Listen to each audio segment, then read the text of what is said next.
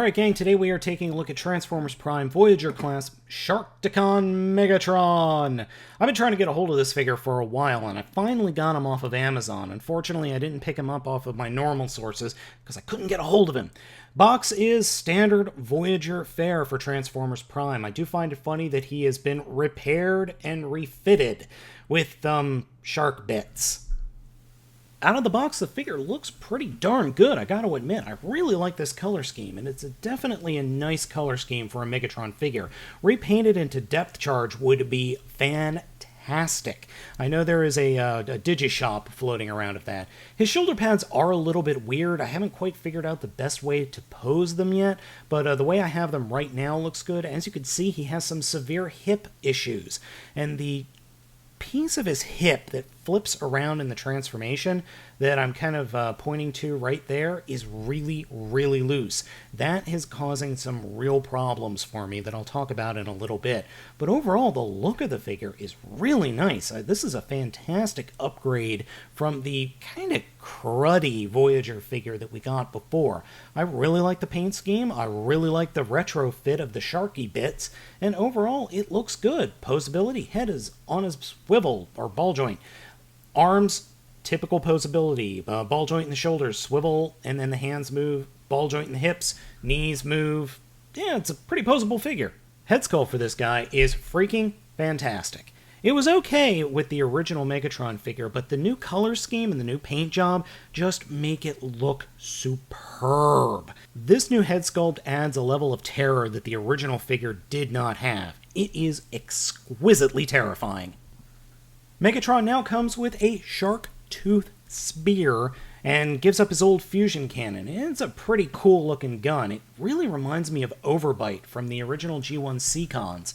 Getting it in and out of his hand, though, is a little bit problematic. Little tight fit. It can be mounted on his forearm, but I'll be honest, it looks kinda ridiculous.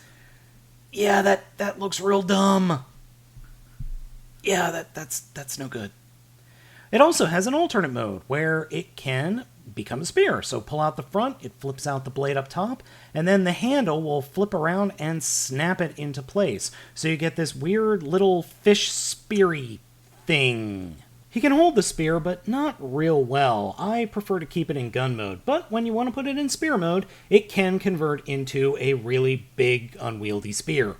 Transformation is exactly the same as the previous figure. Unfortunately, the floppiness of the legs really do fall into a real problem here, as I do end up popping them off a lot during the transformation. Overall, the transformation really isn't that much fun, and it wasn't fun in the original figure, and it isn't fun here.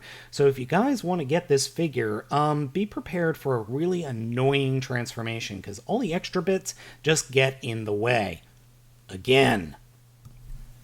The resulting vehicle mode, I have to admit, is pretty darn cool. Now, yes, when I did transform it, I did miss a step, and I will fix that here in just a minute.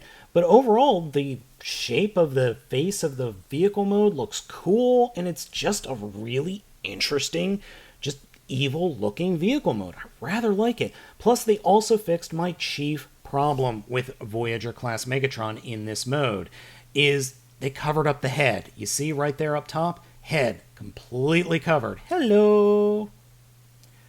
My other issues with the vehicle mode haven't been fixed. Just the weird proportion and the gaping holes underneath the wings and the back haven't been fixed. As you can see, you can mount the shark tooth spear gun up top, and it looks absolutely ridiculous again. And here's the piece that I completely missed. I forgot to flip down that little piece on his chest. So it looks like the mouth now has a tongue. It adds just enough depth to the mouth up front to make it work much, much better. Overall, though, I like this mode a lot better than I did the original Megatron. It just works better for me, in all honesty. And it looks really cool. Overall, Sharkticon Megatron is a nice improvement over a mold that I originally hated quite a bit. Is it perfect? No, there are some major problems with the looseness of the ball joints and hinges and other areas, but it is a nice upgrade. Overall, as I said, I like this figure. Is it going to be going on my shelf? Yeah, for a little bit until the Prime series is done. So guys, this has been Baltmatrix looking at Sharkticon Megatron, and I will catch you next time.